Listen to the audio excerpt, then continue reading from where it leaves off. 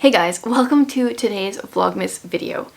And from the title, you already know, today I'm going to be giving you 100 book recommendations. I don't know, this idea came into my mind. I mean, it's not new, whatever, but originally I was gonna do let's do a video with some mystery thriller recommendations. Let's do a video with some this kind of recommendations. But no, I just decided I have way too many video ideas. Let's combine it all. Let's do 100 book recommendations. And then I'll have space for some of these other video ideas. So I have a lot of books to get through. I'm not going to say a whole lot about them. I have them broken down into categories. I own most of these books. I mean, they're some of my favorites because I'm recommending them. So I keep an eye out for them. But I have a handy dandy list here on my phone because I don't own all of them and I don't want to forget any. So I have them broken into categories. We're going to go in order. First one's going to be mystery suspense. Then we're going to do classics, then Christian fiction, then fantasy / sci-fi, historical fiction, contemporary, YA, middle grade, general nonfiction, and then Christian nonfiction, I think. Now some of these books fall into multiple categories. I just stuck them in one. So if you're interested in a certain category, maybe, I don't know, I'm gonna leave the stuff in the description. You can click back and forth between different categories if you want, but if you're looking for something in particular, it might be in a different category depending where I decided to put it. So I thought we would go with mystery suspense first, since that is some of my favorite. I mean, I don't know, I read a wide variety of genres. I don't know what my real favorite is, but I definitely really enjoy mystery suspense. So let's just go straight into the order I've got it in here first. The first book on my list is The Murder of Roger Ackroyd. Now, I could have put like tons of Agatha Christie on this list. I decided to pick one. The Murder of Roger Ackroyd is definitely one of my top 3. I did a video about a year ago now sharing my top 5 Agatha Christie, but since then I've read a bunch more and this is still definitely one of my favorites. So we're gonna go with that one on the spot number 1. Oh, actually, I lied. I did 2 Agatha Christie books. Wow. Lying right off the bat here. My second one is The Moving Finger. I don't own this one, but whereas The Murder of Roger Ackroyd includes Poirot, The Moving Finger has Miss Marple, Jane Marple, as the detective person. So, you know, you get a little bit of both there. So it's okay that I just totally lied and broke my own rule right off the bat. For the most part, I do have some authors that make it on this list multiple times, but I tried to make it so that the books of theirs that I included are fairly different from each other, not just like the same general vibe. Then continuing on with mystery and suspense, I love me some Sherlock. I personally like the Sherlock's short stories. So I think it starts with The Adventures of Sherlock, The Mystery of Sherlock. I don't even know the order, but the short stories, not his longer ones personally. Highly recommend those.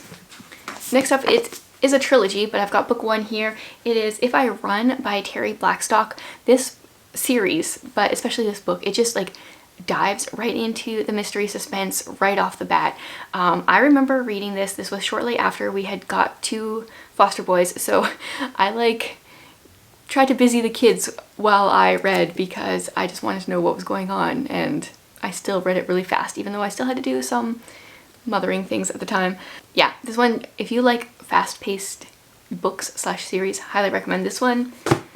I didn't really know where to put this book, but I feel like it reads like mystery suspense. So this is Brandon Sanderson's Legion. This is a story where we follow a very smart guy, but he doesn't know how to like deal with how smart he is, so he invents these he calls them aspects, but pretty much different personalities, where he like categorizes his different intelligence, like areas of intelligence. And this is actually a bind up of, I think, 3 short stories. And I hope Sanderson makes this into a series because this was so good. Next up is The Curse of Misty Wayfair. Honestly, I pretty much could have included any Jamie Jo Wright on this list. People often ask me which of her books is my favorite, and it is this one, The Curse of Misty Wayfair. This one has dual timeline, it has a post-mortem photographer, it has a ghost, but not a real ghost. It has all the perfect vibes. I read this one just over a year ago, and I'm like waiting for time to tick by so that I can read it again without it being too fresh in my mind. Next up is Relative Silence. I thoroughly enjoyed it. It has a cursed private island, lots of sketchy things going on. I mean, it's cursed, so all these different bad things keep happening, and all the kids in a family are named after birds, and not even like, they didn't even have a wren or anything. They had like sandpiper and tern and interesting things like that. And that one is, I think, my favorite Carrie Stewart Parks book to date. Okay, now we're going to go into a couple middle grade mysteries. I'm going to recommend the Aggie Morton series. So the first one is The Body Under the Piano, and this is like Agatha Christie as a child, and she's solving the mysteries with her friend Hector. And I like at the beginning of each book they have all the suspects laid out, but they have like their little portraits of them. It's really cute, but yet it's a really fun mystery to solve at the same time. And then another middle grade murder mystery series is How to Get Away with Myrtle. Oh, this one's book 2. I don't own book 1. That one is called Premeditated Myrtle. And we follow a girl named Myrtle Hardcastle who is solving all sorts of mysteries. I think her dad wrote, I don't remember who it was, maybe her dad wrote some like Hardcastle's guide to solving murders or something, and she like quotes it all the time. Plus she has this cat that is always along for the adventures. I really enjoyed this series. Next up is the Thursday Murder Club. I did a vlog a while ago while I was reading that book, and I just kept gushing about it. It was so much fun. In that story we follow a like retirement village that likes to try to solve mysteries, and then they kind of like stumble across their own mysteries. So that one was really fun. Next is Collision of Lies. This one we follow a detective. It is the series. I think this so far has 2 books. So, but this one was so good. Right at the beginning, our detective is in a diner. She hears a couple arguing, and it turns out that their son that was killed in a train accident, he was hit in a school bus by a train, has texted them and said he's still alive. And so she decides to see what's going on. Really enjoyed that one. A series I haven't read for quite some time now, but enjoyed when I did read it, is The #1 Ladies Detective Agency. This is book 1, and that is also the title of the series.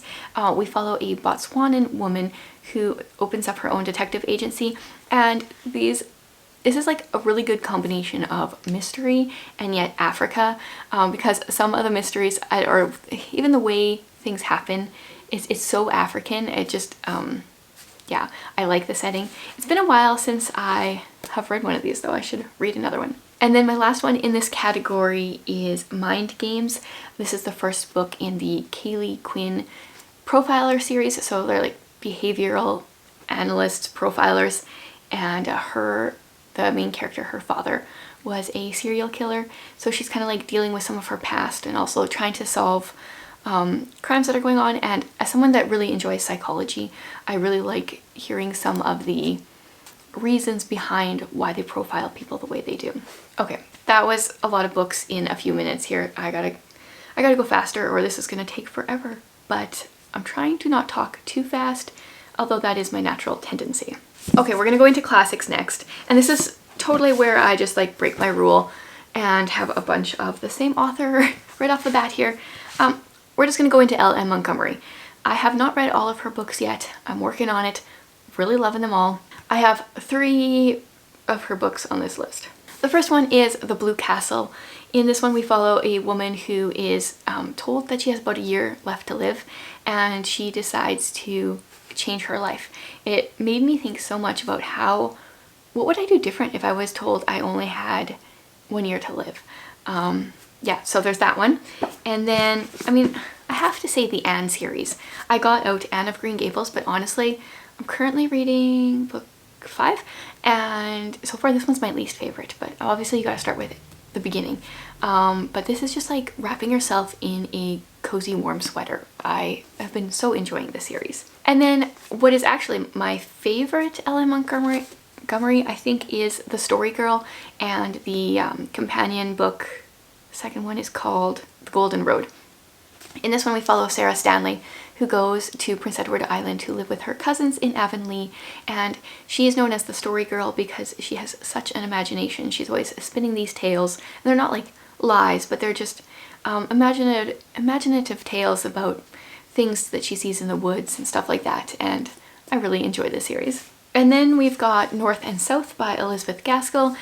This one is a classic that I recently read that I keep talking about. I'm sorry for all of you who have watched all my recent videos and heard me talk about it. We follow Margaret, who moves from the south of England, from a beautiful area to a industrial, smoky, gross little town that's very poor. And yeah, I really like that one. It's kind of hard to do this so fast that you can't really talk about all the books. And then I've got The Hobbit. I have not reread this one since high school, but in the last few years I read The Lord of the Rings, and honestly, like, if you have tried to read The Lord of the Rings and haven't got into it, I think you'd be okay with just bypassing it. Am I allowed to say that? But I would read The Hobbit. It's an easier read. I mean, I haven't read it since high school. I'm definitely gonna read it again.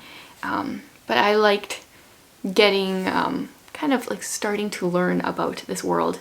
And I remember being in grade 12 and reading it and like thinking in the way that this book was written. When I would start thinking thoughts, it was very like classic Hobbit-esque. It was kind of fun. So for the most part, I'm sharing first book in series, but this one is actually an exception. This is The Horse and His Boy. So this is the third book in the Chronicles of Narnia series. I don't think you have to read the first few in order. I think you need to after that. This one is quite different. Originally when I was reading it, I wasn't liking it, and then things changed. And it changed so much that this became like one of my favorites. We follow a boy named Sasha who is trying to escape to the north, which is Narnia, I believe. And if you have ever started to read this one and weren't really liking it, I would like to encourage you to pick it up again and actually finish it, because I really enjoyed it. Then we've got The Screwtape Letters. I've read this one a couple times. This is by C.S. Lewis, and this is letters from a like top demon guy to his nephew, and he's like trying to tell him how to capture this guy. So this younger demon has been assigned a guy to try to I think he was like a new Christian, and he's trying to persuade him to go back to his old life. And it's interesting to, I mean, obviously it's a fiction story, but seeing the ways that he's trying to distract him from living the Christian life. And yeah, this is the one I'm just gonna keep rereading all the time. Then we've got The Secret Garden. I was trying to decide which Frances Hodgson Burnett to put on here, but this is my favorite of her books. The writing is just so wonderful, and like the way she describes the English moors, it just makes me want to like take a trip. I mean, I always want to take a trip to England, let's be honest. But this is a story about Mary, who comes from India to live with her uncle in England and comes across a secret garden, and lots of things happen. Then we've got Little Women. I feel like I've been recommending this book all the time lately, especially with it being December. This is the time to read Little Women. We follow 4 sisters, and we follow them throughout a number of years, which is normally not my thing, but I really like reading about their relationship and their friendship. Then I've got The Pilgrim's Progress. Okay, so feel free to read whatever version of The Pilgrim's Progress you want. The one that I have, I think, is the original hard to read version, but you could try like one in more modern English. But I do think there's also like the Young Pilgrim's Progress that I've read with my kids. That one was really good too. But I think this is a book that everybody should read. Then 2 more for classics. They're both short stories. The first one I have on my cart there is The Yellow Wallpaper. It is a very short story that is based off of a true story. The author was struggling with depression, and back then I think this it was like the 30s to 50s, I don't remember the year, they would just stick you in a room to cure you of your depression, but they wouldn't, like in the book, they wouldn't let her write or have anything to do. She just like sat there and like the yellow wallpaper she started going crazy. And apparently that book helped to spur on some changes on how they treat people with depression. So that one, highly recommend. And then also Shirley Jackson's The Lottery. Still like my favorite Shirley Jackson. It's maybe like 12 pages long. And I can't really say anything about it because it's 12 pages long. Highly recommend it. Okay, then we are moving on into Christian fiction. I only have 3 in this category actually. Most of them kind of filtered into the other categories that I have. But I have 3 that didn't really fit into anything else. So my first one is The Oath. This is Frank E. Peretti's spiritual warfare. I mean, one of his. He writes a lot of books about spiritual warfare. This one is my favorite. We follow a town that is being plagued by something. And how much do I say? Yeah, so it talks about sin and I don't know, just the spiritual side of the world, I guess. And then I've also got Safely Home, another one that I read this one about a year ago. And also there was like one reference to a fax machine in here. I think this one was written in the early 90s. And other than that, it could have just been written like last year. This is a story where we have 2 main characters. One is a businessman from America and the other one is a Chinese man living in China, but they were college roommates. And yeah, it's about the persecution in the church and other stuff. It is so hard to give like tiny little synopsis. Okay, and then my next one's actually a Christmas one. This is Terry Blackstock's Catching Christmas. And I realized I kind of like sweet little stories at Christmas. I learned this about myself last year. This one we follow a cab driver who is pretty much like the Luke Danes of cab drivers, like the Gilmore Girls Luke Danes. And then our other main character is a girl who is, I think like some kind of, not a lawyer, but like in that world. And the taxi driver picks up this old grandma who's the girl's grandma and drives her around to her appointments and things go down. We'll stop there. If you don't have a Christmas book yet to read, I highly recommend this one. I actually plan on rereading it this year. Okay, now we are on to fantasy / sci-fi. My first one in this category is The Host by Stephanie Meyer. I read this one a month or 2 ago and really enjoyed it. It is about aliens coming down and invading bodies. I don't know, I can't believe I like this one when I explained that part. I actually recently watched the movie and the book is so much better. Our main character in here is called Wanderer, and she is a alien soul who has invaded a human body, but the human is still alive and fighting in the body. And they don't start out very well, but they end up becoming friends, and we'll leave it at that. Then I've got Mark of the Raven.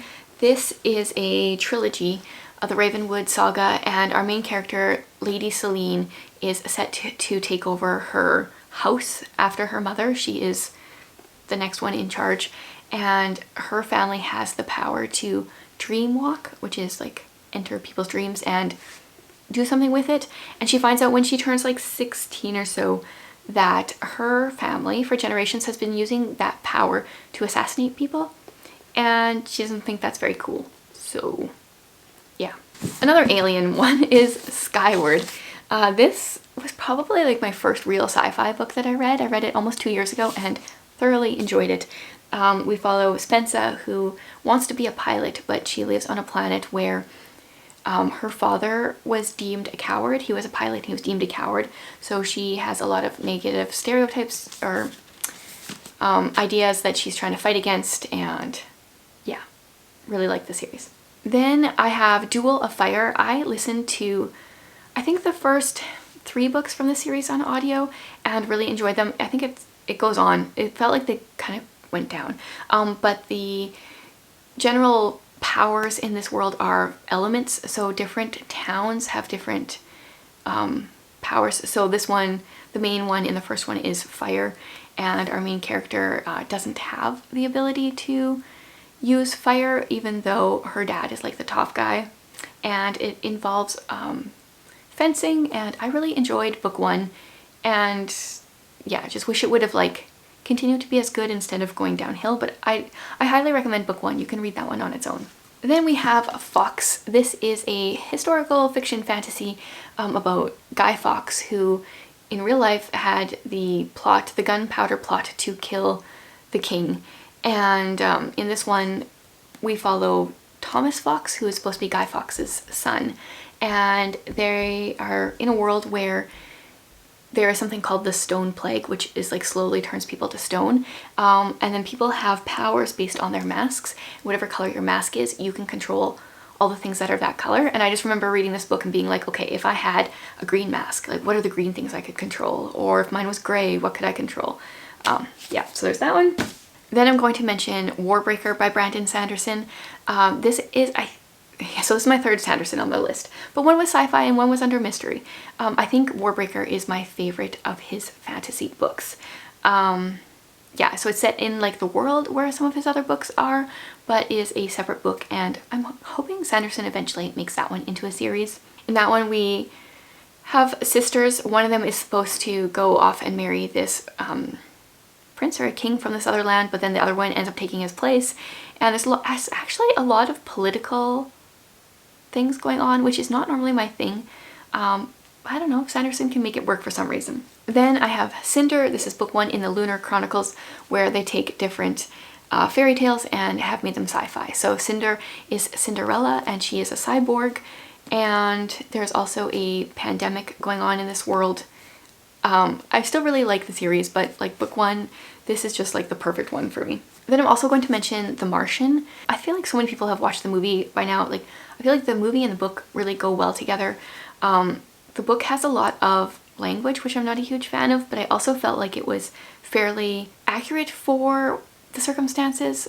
And then I've got Synapse is my last one in this category.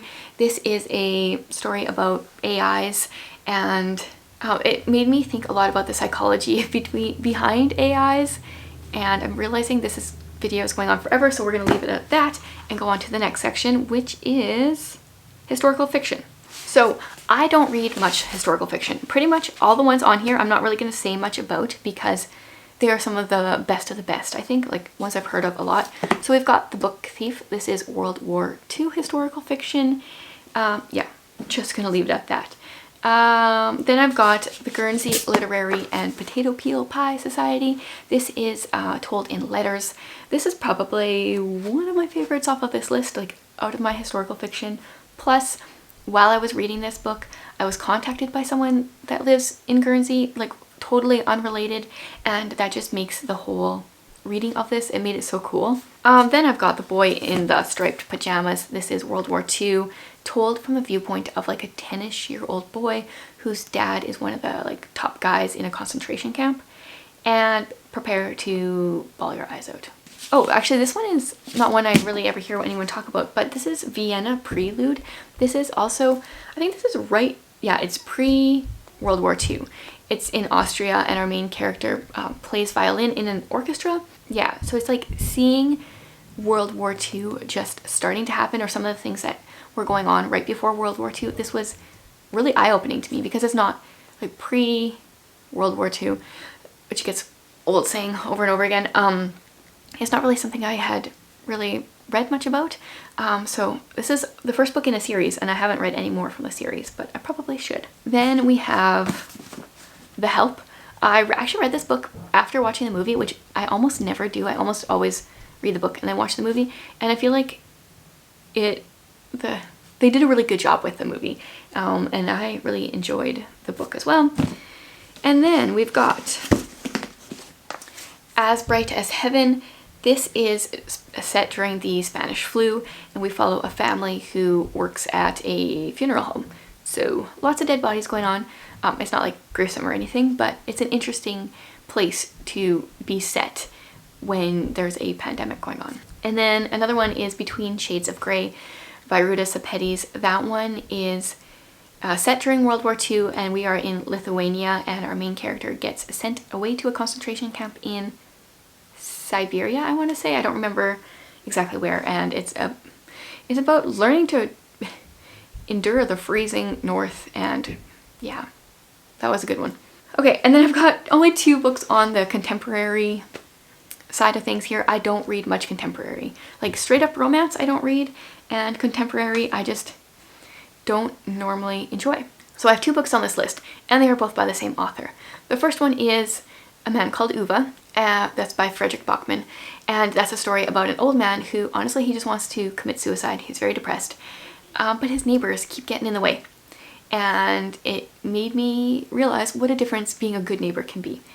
And then the other one by Bachman that I have on here is And Every Morning the Way Home Gets Longer and Longer, and in that one we are following I think it's a man talking to his grandson just about as he's like going into dementia, and I think the book is 94 pages long, so short, and by the end I just had like tears streaming down my face. It was so impactful. Okay, so apparently I am terrible at explaining books in very short sentences because I'm halfway done and this video is about half an hour long.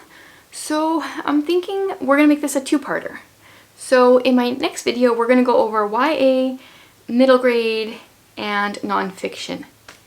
Wow, I thought I could do better than this, but apparently not. So this was 50 book recommendations, and the next video will be part 2. So 100 book recommendations in 2 parts. So thanks for being here, guys, and let me know some of your recommendations in the categories I shared today, and then come back tomorrow for the next categories and share some recommendations there as well.